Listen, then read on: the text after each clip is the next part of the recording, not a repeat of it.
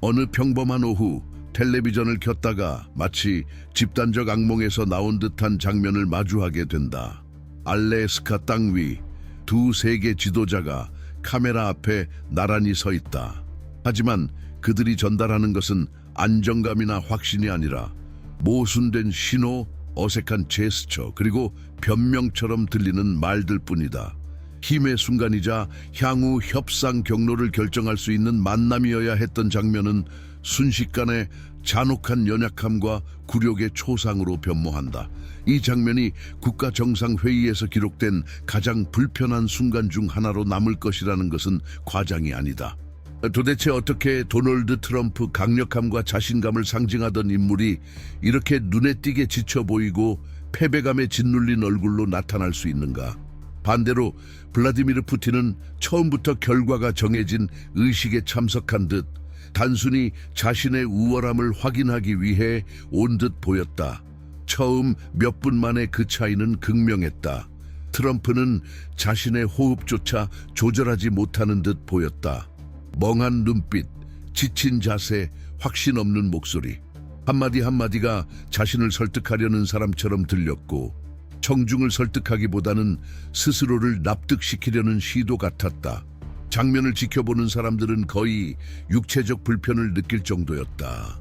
계산된 상대 앞에서 준비되지 않은 채 드러난 인간을 보는 느낌이었다. 푸틴은 이 모든 장면을 정확히 알고 있었다. 느릿한 톤, 거의 알아차릴 수 없는 미소, 힘을 과시하기 위해 애쓸 필요 없는 태도.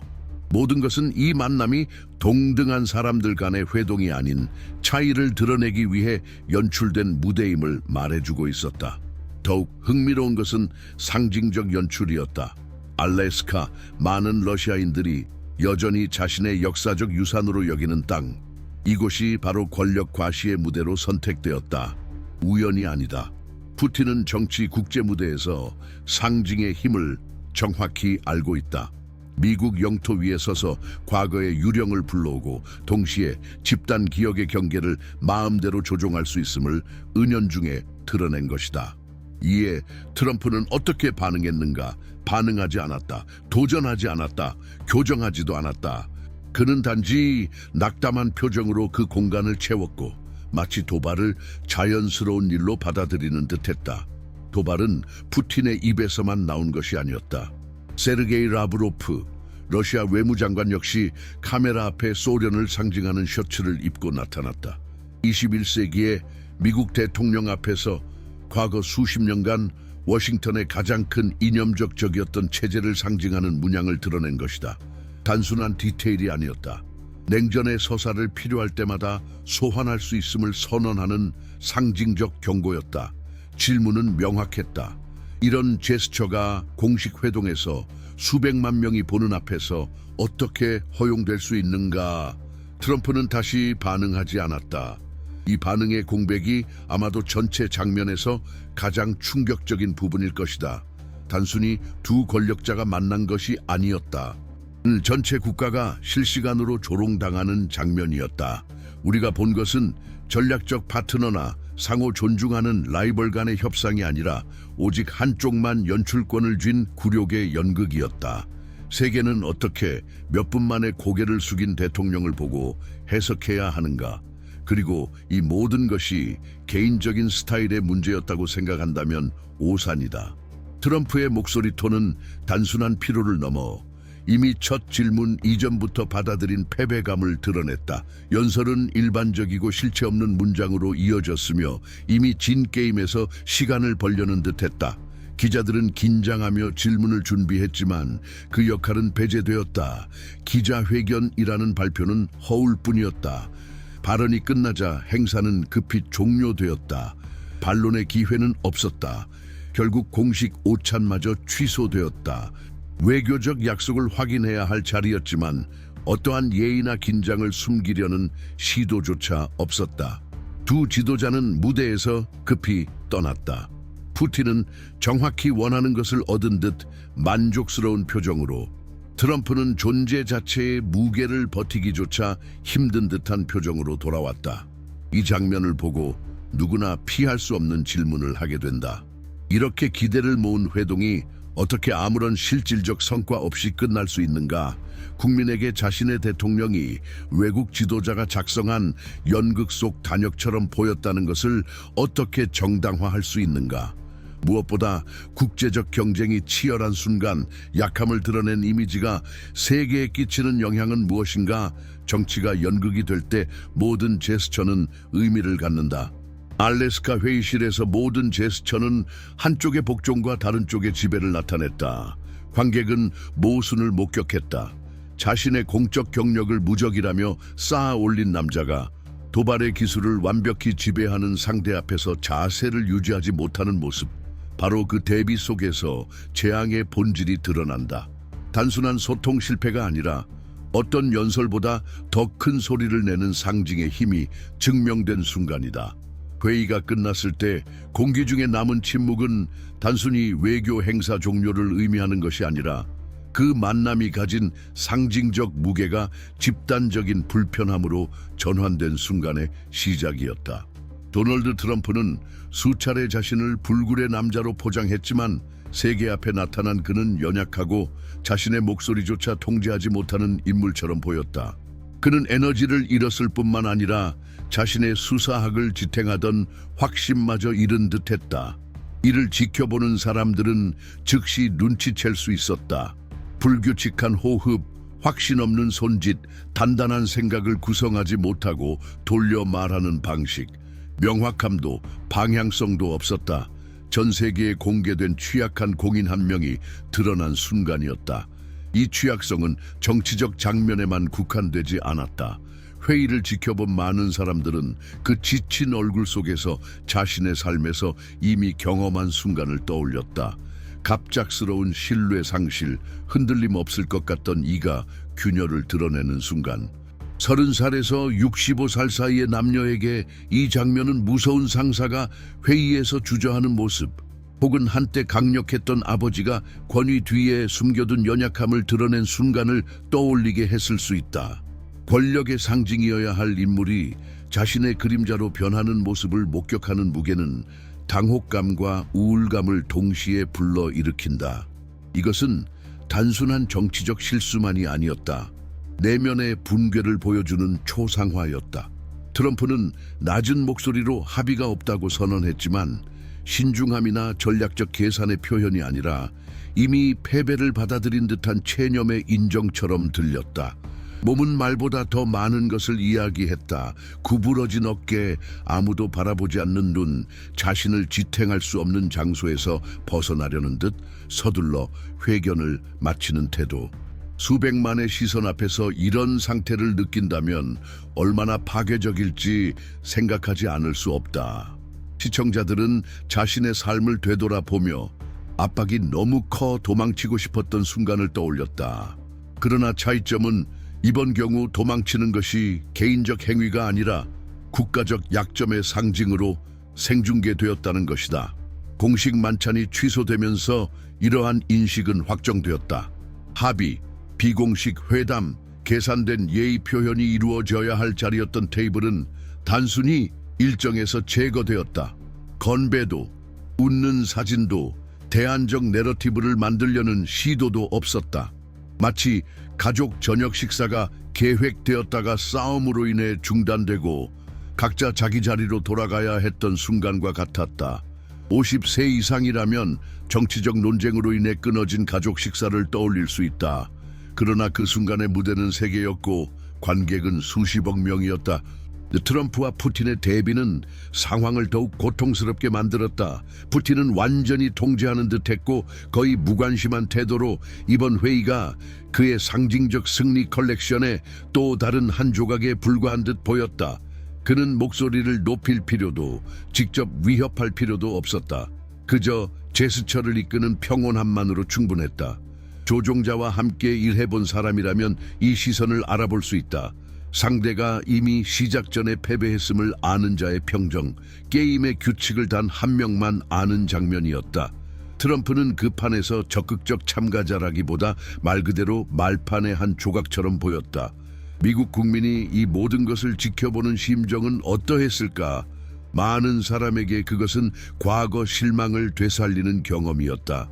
지도자를 믿었다가 보이지 않는 압력에 굴복하는 모습을 본 부모들, 웅장한 연설에 희망을 걸었지만 결국 공허한 마림을 깨달은 노동자들, 40세나 50세 전후라면 한때 견고해 보이던 인물이 현실의 작은 바람에도 무너질 수 있는 연약한 구조였음을 깨닫는 경험을 기억할 것이다. 알래스카에서의 이 만남은 바로 그 기록에 속한다. 권력의 이미지가 몇 초 만에 무너질 수 있다는 사실의 확인, 또한 세계가 강인함을 기대하는 순간에 지도자가 주저하는 모습을 보는 충격을 간과할 수 없다. 이는 폭풍 속 비행기에 탔는데 조종사가 길을 잃은 듯 보이는 느낌과 비슷하다. 무슨 말을 하든 목소리에 담긴 연출된 침착함이 있든 제스처가 신뢰를 주지 않으면 두려움이 자리 잡는다. 알래스카의 그 무대에서 트럼프는 신뢰를 주지 못했고 억눌린 절망만 전달했다.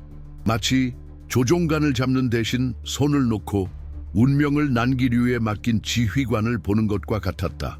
이 초상화는 단순한 외교 행사를 넘어선다. 불확실한 시대의 경제 위기, 지정학적 긴장, 사회적 변화가 끊임없이 몰아치는 가운데 연약한 대통령을 보는 것은 자신의 취약성을 비추는 거울과 같다. 차이는 우리가 개인적으로 갈등을 다루는 동안 트럼프는 그것을 전 세계에 드러냈다는 점이다. 이 공개적 노출로 인해 30살에서 65살 사이의 누구든 삶에서 무력함을 경험한 적이 있다면 그 흔들리는 모습을 자기 안에서 발견할 수 있다. 동시에 이 장면은 집단적 상처를 남긴다. 국가의 최고 지도자가 이 정도 회의에서 자신을 지탱하지 못한다면 이는 국가의 미래에 무엇을 의미할까? 이 질문은 정치 분석뿐 아니라 불확실한 시대에 안정을 찾고자 하는 모든 시민의 마음에 울린다. 결국 사람들은 길을 제시하고 명확성을 제공하며 모든 것이 무너져도 방향을 가리키는 인물을 원한다. 그러나 이번에는 정반대였다. 명확성 부재, 확고함 부재, 희망 부재. 아마도 바로 이 때문에 도널드 트럼프나 시진핑과 같은 지도자들이 걸어온 길을 이해하는 것이 필요하다. 그들의 청년기, 집착, 선택한 전략, 내재된 모순을 탐구해야 현재의 모습을 해석할 수 있다. 이것이 전 세계를 형성하는 대통령들의 전기를 다룬 특별 이북의 목적이다. 현대 역사의 배후를 이끄는 힘을 심도 있고 명확하게 보여주는 학습적, 심층적, 계시적인 읽기 제공. 결국 이 인물들의 기원을 이해하는 것은 우리 모두에게 영향을 미치는 사건의 흐름을 이해하는 것이다. 이북은 고정 댓글에서 확인할 수 있다.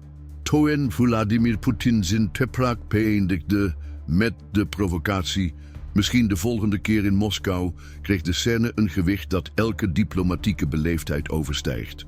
Dit was geen vriendelijk uitnodigend gebaar, maar een zorgvuldig berekende zet om Donald Trumps kwetsbaarheid voor iedereen zichtbaar te maken.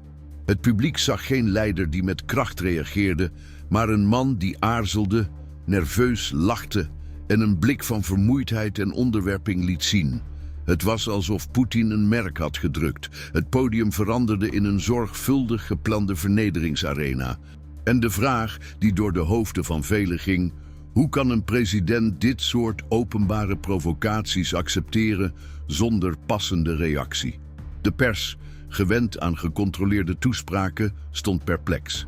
Analisten probeerden te vertalen wat ze zagen, maar de beelden spraken voor zich. Een staatshoofd dat ontredderd was, de draad van zijn eigen verhaal niet kon vasthouden. Er waren geen ingestudeerde antwoorden die het ongemak konden verbergen. Zelfs media, die traditioneel Trumps discours steunden, gaven toe dat wat daar gebeurde een ongekende ramp was. En als zelfs zijn mediapartners de nederlaag erkenden, wat bleef er dan over voor de buitenwereld? Het was alsof een gordijn werd weggetrokken en iedereen Trumps kwetsbaarheid kon zien die altijd verborgen was gebleven. Maar was dit slechts een misstap? Of bevestigde het wat velen al vermoedden, Trumps afhankelijkheid van Poetin? Die mogelijkheid circuleerde achter de schermen en bij elke aarzelende beweging van de president leek ze sterker te worden. Want het gaat niet alleen om wat gezegd wordt, maar ook om wat onuitgesproken blijft. Terwijl Trump kleiner leek te worden op het podium, breidde Poetin zijn aanwezigheid uit met gemak. Hij hoefde zijn stem niet te verheffen, noch expliciete dreigingen uit te spreken. Enkele subtiele insinuaties, ogenschijnlijk onschuldige zinnen, weerklonken direct in kranten en uitzendingen wereldwijd. Zo werkt een meester van retoriek, zonder haast, terwijl de ander zichzelf uitput. Hoe vaak hebben we dit niet gezien in dagelijkse vergaderingen of familiebijeenkomsten? Degene die zijn stem niet hoeft te verheffen, maar met enkele woorden de ander voor iedereen ontmantelt. Misschien is dat wel de meest meedogenloze vorm van macht. Vernietigen zonder inspanning. Precies dat gebeurde in Alaska. Terwijl Trump zich verward verdedigde over het ontbreken van een overeenkomst, deed Poetin alsof hij slechts een formaliteit vervulde. Voor hem was de vergadering al voorbij, vanaf het moment dat hij die ongemakkelijke glimlach van zijn tegenstander kreeg bij de suggestie van een volgend bezoek aan Moskou. Het beeld was vastgelegd, het verhaal beklonken, en geen enkele latere uitspraak van Trump kon de impact nog terugdraaien. Maar ligt het probleem alleen bij het ongemak? Of is er iets dieper gaande in deze machtsdynamiek? Want men kan niet negeren dat Poetin niet alleen tot Trump sprak. Hij richtte zich tot de hele wereld, met name Europese landen en de Oekraïense bevolking. Door te suggereren dat Moskou het volgende toneel zou zijn, gaf hij aan dat hij nog steeds de regels bepaalde en het terrein voor de volgende diplomatieke confrontatie kon kiezen. En Trump, door niet te reageren, bevestigde deze perceptie. Het leek niet langer een conferentie, maar een toneelstuk van dominantie en onderwerping. Het Amerikaanse publiek voelde een mix van woede en schaamte. Woede omdat hun president als figurant in een buitenlands spektakel werd behandeld. Schaamte omdat het beeld dat aan de wereld werd getoond zwakte uitstraalde in plaats van kracht. Voor degenen die historische momenten van presidentiële standvastigheid hadden meegemaakt, zoals John Kennedy tijdens de Cuba-crisis of Ronald Reagan tegenover de Sovjet-Unie, was de vergelijking pijnlijk. Waar was de leider die de nationale belangen verdedigde? Waar was de vaste stem die men verwachtte in een symbolisch confrontatiemoment? En het gaat niet alleen om gekrenkt ego. Het ontbreken van vastberadenheid heeft praktische gevolgen. Handelspartners en strategische bondgenoten observeren deze scènes nauwlettend om te bepalen in hoeverre ze op Amerika kunnen vertrouwen.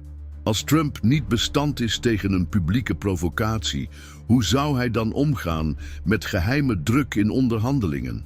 Hoe kan hij veiligheidsovereenkomsten of internationale afspraken afdwingen als hij geen respect weet af te dwingen voor de camera's? Vertrouwen wordt niet gevestigd met vage woorden, maar door concrete demonstraties van autoriteit. In wezen roept dit incident een bredere vraag op dan alleen Trump of Poetin. Wat betekent leiderschap vandaag de dag in een wereld waarin elk gebaar live wordt uitgezonden, geanalyseerd en onmiddellijk geïnterpreteerd? Data, rapporten of strategische plannen zijn niet genoeg. Wat de geschiedenis onthoudt, is het beeld. En in Alaska was dat beeld een president die verzwakt leek tegenover een rivaal die het script leek te dicteren. Hoe vaak hebben we zelf ervaren dat beeld zwaarder weegt dan werkelijkheid? Een verkeerd geplaatste opmerking tijdens een sollicitatiegesprek, een aarzelend gebaar in een belangrijke vergadering, een onzeker houding voor een publiek. Het maakt niet uit hoeveel competentie erachter schuilt. Het beeld dat blijft vormt de perceptie. Daarom is wat op dat podium gebeurde misschien niet alleen gênant, maar een symbolisch keerpunt. Door Poetin de controle over het verhaal te laten, gaf Trump de wereld de kans om zijn relatie tot macht opnieuw te interpreteren. Niet als een sterke man, maar als iemand die gebogen kan worden door berekende provocaties. En eenmaal gevestigd is die perceptie bijna onmogelijk te corrigeren. Uiteindelijk blijven er niet alleen Trumps onsamenhangende woorden of Poetins ingehouden glimlach over. Wat blijft is het gevoel dat we getuigen waren van de ineenstorting van een houding, de teloorgang van een imago dat jarenlang werd gepresenteerd als onwankelbaar.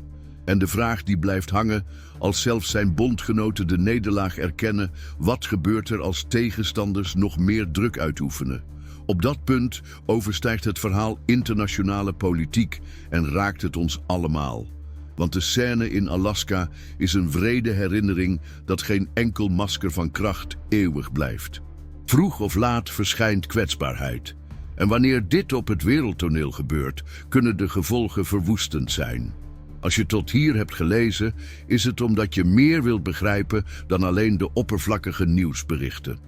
Daarom nodig ik je uit om je te abonneren op het kanaal, deze video te liken en je reflecties in de reacties te delen.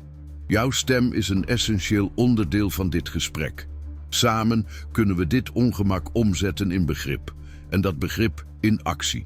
트럼프는 짧은 동이의 몸짓으로 불편함을 감추려 했지만 정확히 손을 어디에 두어야 할지 모르는 듯한 모습이었다. 이러한 수동적인 이미지는 푸틴이 과거 사건을 꺼내 자신의 서사를 강화할 때 더욱 두드러졌다. 알래스카가 러시아의 흔적을 여전히 간직하고 있다는 점, 정교회 교회, 지리적 이름, 제2차 세계대전 당시 함께 싸운 군인들의 기억을 언급할 때 회의장은 순간 정적에 휩싸였다. 단순한 역사적 회상이 아닌 상징적인 독을 품은 발언이었다. 과거를 되살려 현재를 정당화하려 할 때 지도자가 과거를 소환하는 의도는 무엇일까? 그 장면은 단순히 불편한 정도가 아니었다. 푸틴은 서사의 기술을 장악한 지도자였고 트럼프는 자신의 말 속에서 길을 잃은 듯 보였다. 러시아 지도자는 전쟁 중 알래스카에서 소련으로 이어지는 공수 노선을 설명하며 목숨을 건 조종사들의 희생을 찬양하고 이를 공동유산과 연결했다. 마치 문화적, 역사적 유대를 회복하려는 듯 했지만 그 이면에는 숨은 메시지가 있었다. 알래스카가 두 민족을 잇는 거점이었다면 왜 러시아 역사 속의 일부로 다시 기억될 수 없겠는가? 시청자들은 이 연설이 단순한 수사인지 장기적 의도를 숨긴 것인지 자문하게 되었다. 불편함은 눈에 보일 정도였다. 푸틴이 러시아 역사의 웅장한 그림을 그리며 영토에 대한 새로운 해석을 암시할 때 트럼프는 카메라 앞에서 움츠러들며 그에 맞설 답변을 내놓지 못했다. 시청자들은 자신감 있게 말하는 지도자와 모호한 구호만 반복하며 빈 공간에 매달리는 지도자의 대비를 분명히 느꼈다.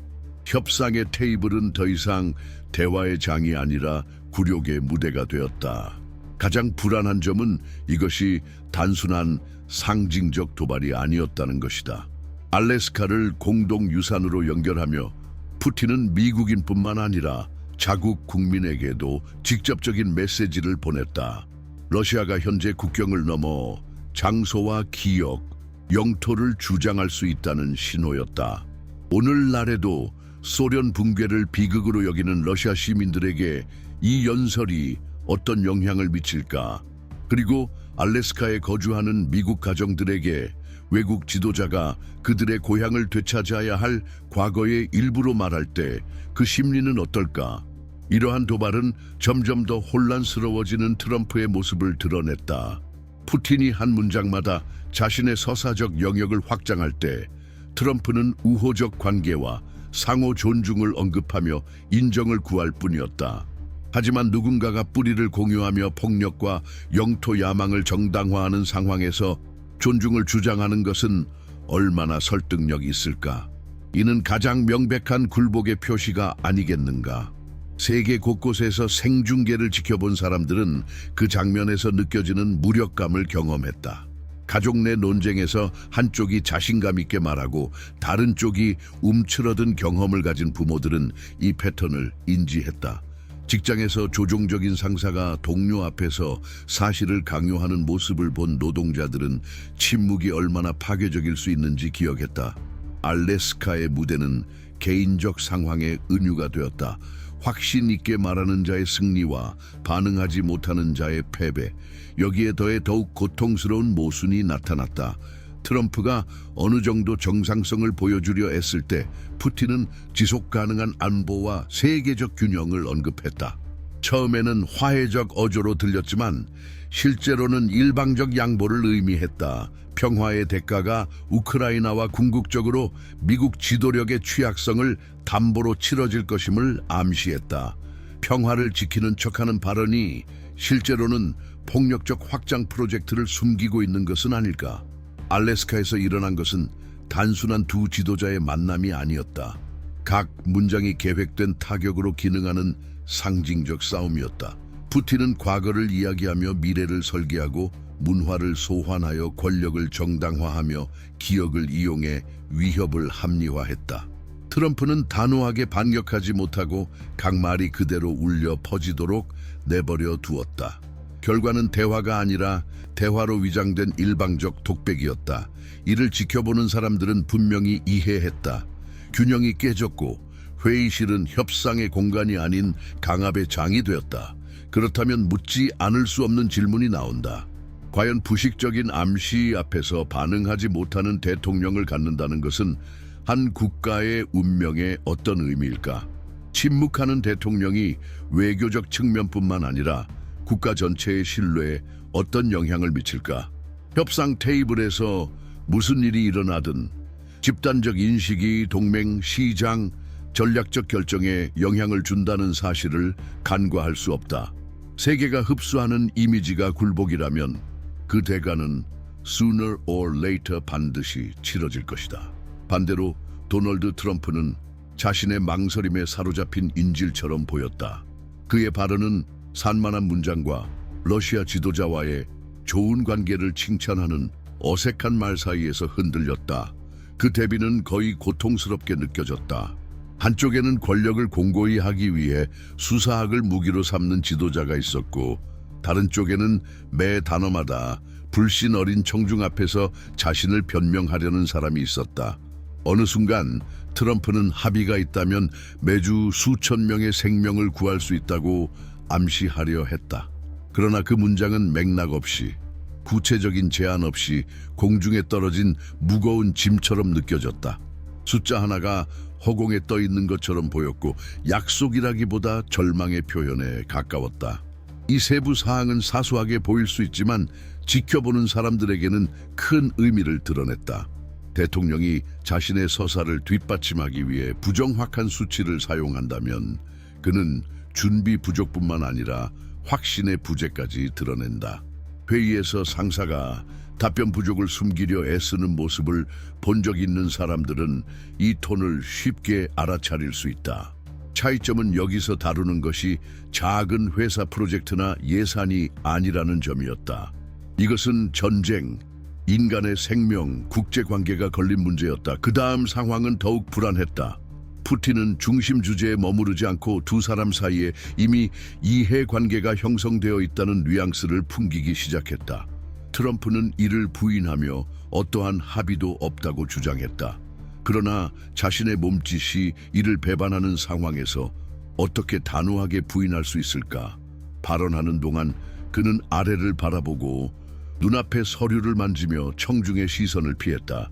반대로 푸틴은 몸을 곧게 세우고 눈을 굳게 고정하며 차분한 목소리를 유지했다. 이 모습은 관찰자들에게 다양한 해석의 여지를 남겼다. 트럼프가 무언가를 숨기고 있는 것일까? 아니면 푸틴이 단순히 자신의 버전을 강제로 수용하게 만들고 있는 것일까? 바로 이때 외교관들은 단어 너머의 신호를 읽기 시작했다. 러시아 측이 반복적으로 사용한 이해관계라는 단어, 긴 침묵, 작은 몸짓들. 많은 분석가들에게 이는 이미 일부 비공식 협상이 있었음을 나타냈다. 반드시 공식적인 것이 아니더라도 제재의 완화나 미국 내 이익을 가진 올리가르히에게 혜택을 제공하는 수준의 양보가 포함될 수 있었다. 러시아 대사는 이후 인터뷰에서 압수된 외교용 부동산과 양국 간 직항 노선 복원 의지를 언급하며 단서를 흘렸다. 이런 작은 디테일들이 모여 회의가 카메라 앞에서 인정된 것보다 훨씬 더 많은 사안을 다루었음을 보여주었다. 여기서 잠시 멈추어 생각해 볼 필요가 있다. 우리 삶에서 가장 중요한 대화는 종종 모두가 보는 자리에서 이루어지지 않고 마쿠에서 진행된다. 아무것도 결정되지 않은 것처럼 보이던 회의에서 다음 주 갑작스러운 변화가 생기기도 하고, 가족 모임에서 중요한 논쟁이 피하듯 진행되지만 복도에서는 진짜 논제가 속삭여지기도 한다.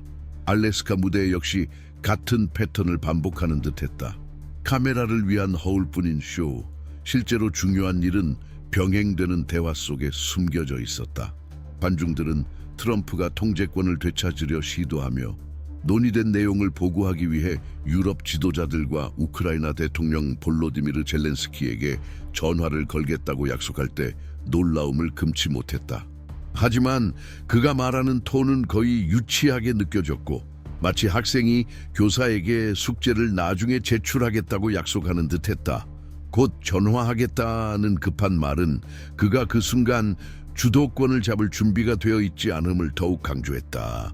이는 리더십이 아니라 시간을 벌기 위한 시도였다. 그 사이 푸틴은 전략을 이어갔다.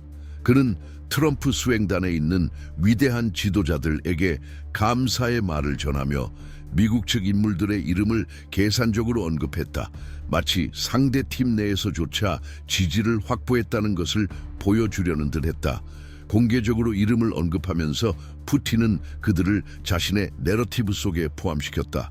이 전략은 누구에게 유리했을까? 분명히 미국 시민들에게는 명확성과 확고함을 기대하는 상황에서 도움이 되지 않았다. 회의 긴장이 최고조에 달한 듯 보일 때 푸틴은 전쟁 문제를 다시 언급하며 아버지 같은 태도와 위협이 뒤섞인 발언을 했다. 그는 우크라이나를 형제 국가라고 부르면서도 갈등의 뿌리를 제거해야 한다고 정당화했다. 마치 이렇게 말하는 듯했다. 우리를 사랑하지만 그 사랑을 오래 지속시키려면 너희를 제거해야 한다. 이 모순은 러시아 담론의 교묘한 논리를 분명히 드러냈다. 비극을 보호 조치로 전환하는 방식이었다.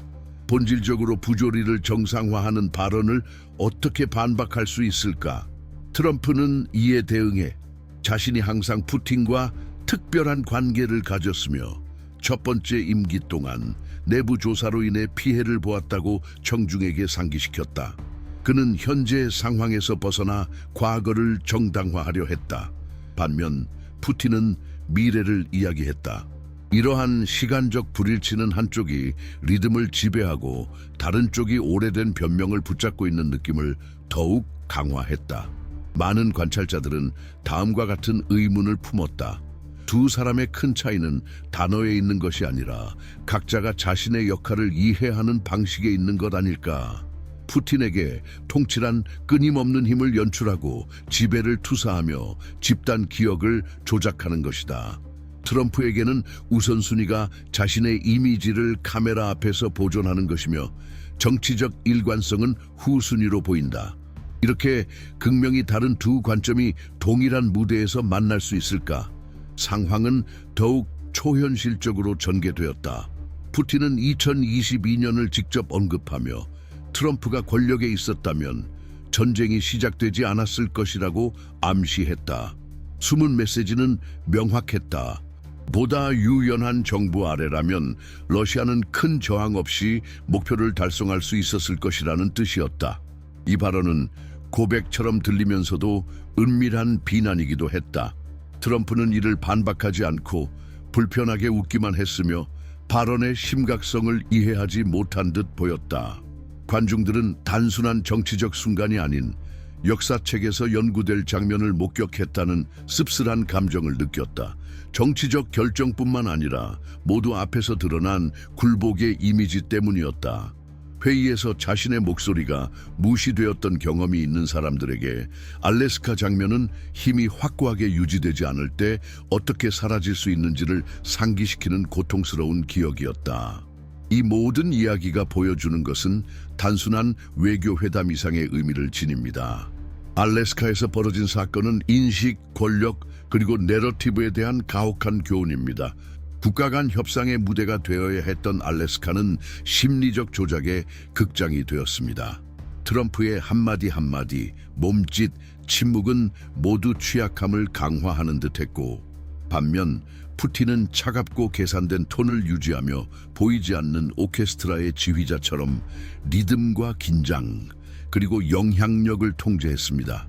카메라 너머를 보면 권력은 종종 공식 선언이 아니라 타인의 인식을 조형하는 능력을 통해 행사된다는 것을 알 수 있습니다. 비공식 회담, 복도 속 속삭임, 수행원 근처에 몰래 위치한 사업가들, 이 모든 것은 뉴스에 잘 드러나지 않는 영향력 시스템을 구성합니다.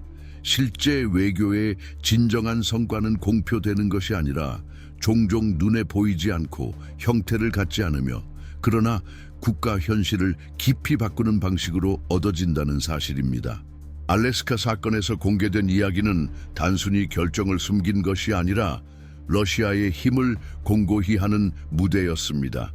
푸틴은 단호하고 계산된 모습으로 존경 또는 공포를 주었고, 트럼프는 모호한 말과 약속만으로는 충분하지 않음을 드러냈습니다. 이런 협상에서 중요한 것은 단순한 말이나 공약이 아니라 안정감과 신뢰를 전달하는 능력입니다. 그 결과는 치명적이었습니다. 다른 국가의 지도자들이 주저하는 모습, 몸짓에서 불확실성이 드러나는 모습을 목격하면 신뢰는 무너집니다. 전략적 결정, 방위 약속, 무역 협정 모두가 의심받기 시작합니다. 적대국뿐만 아니라 동맹국, 시장, 국민들까지도 의문을 품게 됩니다. 수십 년간 쌓아온 외교적 신뢰가 단 몇 분의 공개 노출로 무너질 수 있습니다. 그리고 이 사건의 가장 충격적인 점은 상징적 의미입니다. 알래스카 회담은 단순한 미팅이 아니었습니다. 각 푸틴의 움직임은 무적의 이미지를 강화했고, 트럼프의 망설임은 취약함을 부각시켰습니다. 전 세계의 관객, 외교관, 분석가, 시민들에게 이 사건은 강력한 교훈을 남겼습니다. 힘은 항상 군사력이나 동맹수로 측정되지 않으며 이야기를, 인상을, 인식을 통제하는 능력에 의해 결정됩니다. 결국 남는 것은 불안한 반성과 교훈입니다. 국제관계가 복잡해지고 한마디 한마디가 관찰되고 한 움직임이 평가되는 시대에 외교의 방향을 결정하는 것은 조약과 합의뿐만 아니라 권위를 전달할 수 있는 능력입니다. 알래스카에서 세계 앞에 드러난 것은 분명했습니다. 누가 이 내러티브를 쓰고 있었는지, 누가 조용히 그것을 연기했는지 말입니다. 아직 이러한 사건들이 아무 일 없었던 것처럼 잊혀질 수 있다고 믿는 이들에게 현실은 냉혹하게 말합니다. 역사는 이러한 순간들을 기억하고 그것을 오래도록 남는 기억으로 바꿉니다. 단순한 외교 조약이나 연설, 보고서만이 집단 기억 속에 남는 것이 아닙니다. 행동, 몸짓, 의미가 담긴 말이 세대를 넘어 전달됩니다. 적절한 순간의 도발, 오만함이나 주저함이 담긴 표정, 미래에는 공식 문서를 살펴보지 않아도 그 만남을 이해할 수 있습니다. 참가자들의 자세, 눈빛, 어조, 에너지를 떠올리는 것만으로 충분합니다. 이런 관점에서 피할 수 없는 성찰이 떠오릅니다. 만약 도널드 트럼프의 이미지가 그 무대 앞에서 약화된 모습을 보였다면 그것은 미국 권력 구조에 대해 무엇을 말해주는 것일까요? 단순한 개인적 취약성일까요? 아니면 서로 다른 전략을 구사하는 상대 앞에서 더 이상 견고함을 유지하지 못하는 시스템의 증상일까요? 이 질문은 역사학자, 분석가, 의식 있는 시민, 미래 지도자들에게 남겨질 문제입니다. 알래스카에서 일어난 사건은 단순히 그 자체로 끝나지 않습니다. 그것은 변화하는 세계를 반영하며 오래된 확신이 더 이상 안전을 보장하지 못하고 개인의 선택이 정치적 경계를 재구성하며 글로벌 영향력을 재정의할 수 있음을 보여줍니다. 따라서 도널드 트럼프나 시진핑과 같은 지도자의 궤적을 이해하는 것은 전략적 필요가 됩니다. 단순히 현재 뉴스를 따라가는 것으로는 부족합니다. 그들의 기원, 청년 시절의 집착, 성격을 형성한 전략, 그리고 종종 잊히는 작은 사건에서 드러나는 성격적 특징을 탐구해야 합니다. 이러한 이해를 통해서만 그들이 왜 그렇게 행동하는지, 그들의 결정이 세계 무대에 어떤 파급을 가져오는지 해독할 수 있습니다. 이것이 바로 대통령 전기 이북이 제공하는 가치입니다. 그들의 출신, 동기, 그리고 개인적 모순이 어떻게 국가의 운명을 좌우할 수 있는 정치적 힘으로 변모했는지를 이해할 기회를 제공합니다. 해당 자료는 고정 댓글에서 확인할 수 있습니다. 이제 이 분석을 끝까지 따라오신 당신에게 직접 말씀드리고자 합니다. 이 콘텐츠가 질문을 불러일으켰거나 마음속에 여운을 남겼다면 채널을 구독하여 다음 회차를 놓치지 마세요. 의견을 댓글로 공유해 주세요. 이 공간은 대화 속에서 힘과 의미를 얻습니다. 영상의 좋아요를 눌러주시고 이 영상을 통해 세상에 공개되는 이미지 뒤에 숨겨진 이야기를 이해하고자 하는 분들과 공유해 주세요. 이 성찰에 시간을 내주셔서 진심으로 감사드립니다. 다음 콘텐츠는 이미 준비 중이며 우리는 많은 이들이 그림자 속에 감추려는 이야기들을 같은 강도로 계속 밝혀낼 것입니다. 그때까지 호기심을 유지하고 질문할 용기를 지니며 명백한 것을 넘어 바라보는 결단을 잊지 마시기 바랍니다.